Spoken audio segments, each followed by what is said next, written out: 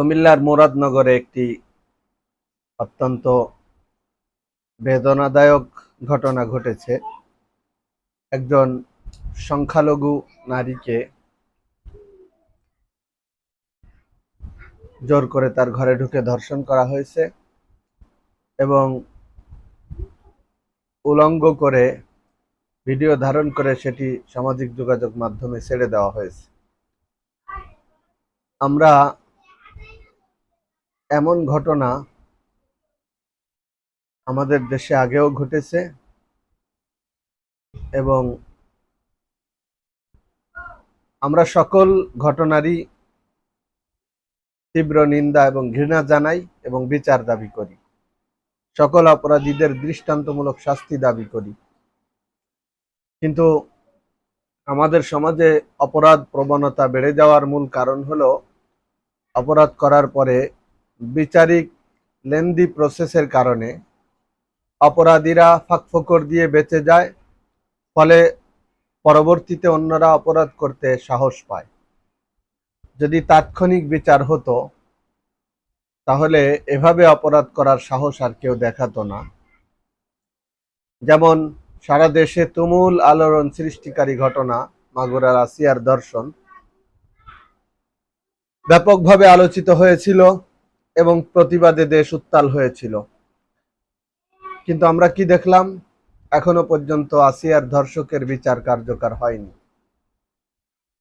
এত লম্বা সময় কেন লাগবে? একটি প্রমাণিত ঘটনার বিচার হতে এত লম্বা সময় কেন লাগবে? তাৎক্ষণিকভাবে দ্রুততার সময়ে অল্প সময়ের মধ্যে সকল অপরাধের বিচার হওয়া দরকার। এখন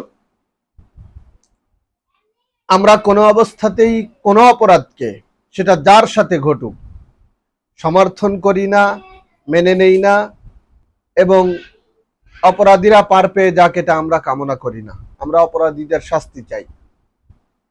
কিন্তু তার মানে আমাদের একজন অভিনেতা প্যাবেল সাহেব উনি বলে দিলেন যে আমরা আগেই ভালো ছিলাম, এখন দেশের অবস্থা আরো খারাপ হয়েছে, আমরা স্বৈরাচারকে বিদায় করে মনে হয় ভুল করেছি। এটা কোন ধরনের কথা? আমি আগেই বলেছি আমরা কোনো অপরাধীকে ছাড় দিতে রাজি নই এবং অপরাধীরা পার পেয়ে যাক এটা আমরা চাই না। সকল অপরাধের বিচার চাই, সেটা যার সাথে ঘটুক। কিন্তু একটা অপরাধ ঘটবার পরে আগেই ভালো ছিলাম, দেশ আরো খারাপ হয়ে গেছে, ফ্যাসিবাদকে বিদায় করে ভুল করেছি, এই কথাগুলো কেমন কথা? এটা যা হওয়ার তাই হয়েছে। উনি এটা বলবার পরে ফ্যাসিবাদের যারা দোসর এবং ফ্যাসিবাদের যারা চেলা তারা এটাকে ব্যাপকভাবে প্রচার করতেছে এবং এটাকে তারা হাতিয়ার বানিয়ে নিয়েছে। কেন আপনি ফ্যাসিবাদের দোসরদের হাতে এ অস্ত্র তুলে দিলেন? দেশে কি এ অপরাধ এবারই প্রথম হয়েছে, না ফ্যাসিবাদের বিগত 17 বছরে এমন অপরাধ প্রতিনিয়ত ঘটত? আমি একটা স্মরণ করিয়ে দেই। নোয়াখালীর সুবর্ণচরে 2018 সালের নির্বাচনে একজন বোন ভিন্ন মতের প্রতীকে ভোট দেওয়ার কারণে, আমি স্পষ্ট করে বলি ধানের শীষে ভোট দেওয়ার কারণে আওয়ামী লীগের গুন্ডা পান্ডারা তাকে সংঘবদ্ধ ধর্ষণ করে ভিডিও ছেড়ে দিয়েছিল না? এটা একটা বললাম। বিগত 17 বছরে এমন ঘটনার নজির অহরহ আছে। তখন আপনাদের এই চেতনা কোথায় ছিল? এই প্যাবেলরা তখন চুপ ছিল কেন? এই প্যাবেলরা তখন কথা বলেনি কেন? তখন প্যাবেলদের কাছে মনে হয়নি কেন যে দেশ তলানিতে চলে যাচ্ছে, দেশ ভয়াবহ অবস্থার দিকে ধাবিত হচ্ছে? তখন প্যাবেলরা কথা বলেনি। কিন্তু এখন এই ঘটনাকে আমরা এই ঘটনায় আমরা মানে কি বলবো, আমরা এই ঘটনায় খুশি এমন নই। আমরা এই ঘটনার বিচার চাই। কিন্তু এটাকে টেনে দেশ আগে ভালো ছিল বলা, দেশ এখন আরো খারাপ হয়েছে, ফ্যাসিবাদকে বিদায় করা ভুল হয়েছে, এই কথাগুলো কি সমর্থনযোগ্য? কোনো অবস্থাতেই সমর্থনযোগ্য নয়। বরং এই অস্ত্র ফ্যাসিবাদের হাতে উঠে যাবে এবং তারা এটাকে অস্ত্র হিসেবে ব্যবহার করে কথা বলবে। বিগত 17 বছরে যেটা হয়েছে, রাজনৈতিক ছত্রছায়ায় ধর্ষণ, হত্যা, খুন, গুম সবই হয়েছে, প্রতিকার হয় নাই, বিচার হয় নাই।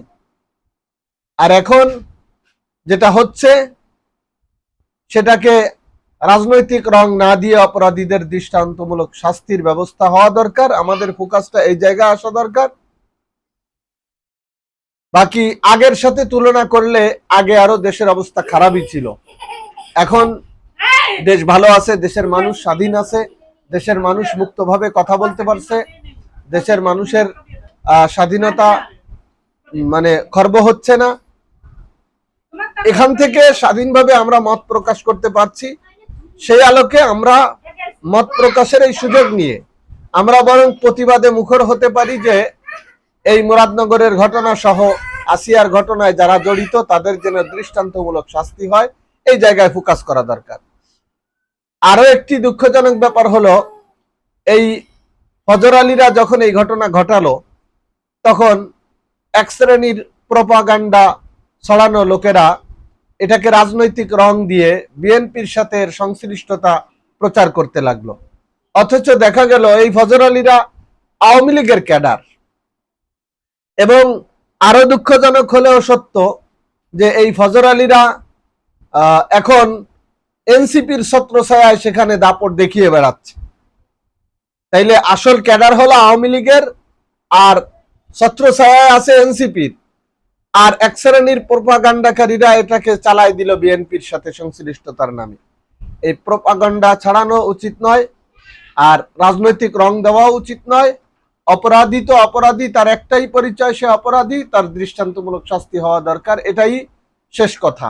সে যে দলের হোক, যে মতের হোক, যে গোষ্ঠীর হোক, যে সম্প্রদায়ের হোক, যে ধর্মের হোক, অপরাধ করবার পরে কোনো অপরাধী যেন পার পেয়ে না যায়। সুতরাং শেষ কথা হলো, আগে ভালো ছিলাম এমন কথা বলে আমরা ফ্যাসিবাদের হাতে অস্ত্র তুলে না দেই। দেশ এখন খারাপ হয়েছে এ কথাও আমরা না বলি, এবং আমরা এ কথাও না বলি যে আমরা ফ্যাসিবাদকে তাড়িয়ে ভুল করেছি। আরো এক ধাপ এগিয়ে উনি বললেন যে ধর্ষকের চেয়ে স্বৈরাচার ভালো। এটা কোন ধরনের কথা? ধর্ষণ একটি ঘটনা, তার বিচার আমরা চাই, কিন্তু স্বৈরাচার শত শত ধর্ষণ সহ অন্যান্য অপরাধের জন্ম দেয়। অতএব ধর্ষণ কখনো স্বৈরাচার কখনো ধর্ষকের চেয়ে উত্তম হতে পারে না, ভালো হতে পারে না। এজন্য এই জাতীয় কথা বলে দেশে অরাজক পরিস্থিতি তৈরি না করি, বরং আমরা সকল অপরাধের বিচার চাই, এবং অবশ্যই যেন তড়িৎ বিচার হয় সেজন্য আমরা সোচ্চার হই। আমরা দিন শেষে কুমিল্লার ঘটনায় যারা জড়িত, আসিয়ার ঘটনায় যারা জড়িত, তাদের দৃষ্টান্তমূলক শাস্তি এবং বিচার কামনা করছি। আজ এ পর্যন্ত। আসসালামু আলাইকুম ওয়া রাহমাতুল্লাহি ওয়া বারাকাতুহু।